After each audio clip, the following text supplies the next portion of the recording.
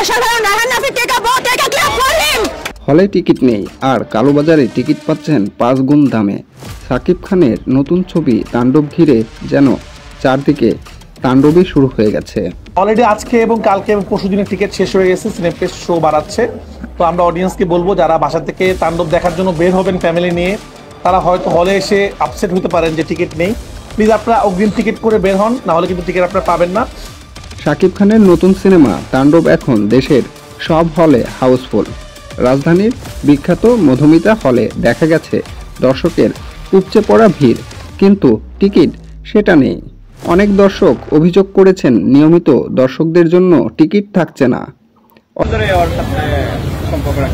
না মানে আগে থেকে দেখি, আর এখন তো পরপর প্রতি বছরই মুভি রিলিজ হইতেছে, সবই দেখতেছি।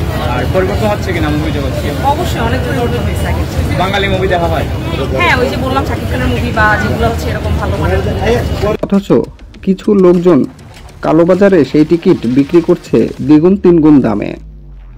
এক দর্শক বলেন, হল থেকে বলল টিকিট নেই, অথচ বাইরে 500 টাকায় টিকিট বিক্রি হচ্ছে। এটা যে যেখানে অবস্থান করছেন সেখানেই অবস্থান করতে অনুরোধ জানানো যাচ্ছে। এটা কিভাবে হয়? মধুমিতা হলে টিকিট না পেয়ে ক্ষুব্ধ হয়ে অনেকেই ফিরে গেছেন। কেউ আবার ক্ষোভ প্রকাশ করেছেন, বলেছেন এইভাবে যদি হলে কালোবাজারি চলে তাহলে সাধারণ দর্শক সিনেমা দেখবে কিভাবে। রায়হান রাফি মানে সেরা। কেমন ছিল তাণ্ডব? খুবই ভালো ছিল, যারা দেখবে না তারা সবাই মিস করবে। শাকিব খানের জনপ্রিয়তা যেমন আকাশচুম্বী, তেমনি কালোবাজারি যেন ভক্তদের জন্য হয়ে উঠেছে বড় বাধা। আপনারা কি এই ধরনের কালোবাজারি বন্ধে ব্যবস্থা চান? কমেন্টে জানাতে ভুলবেন না।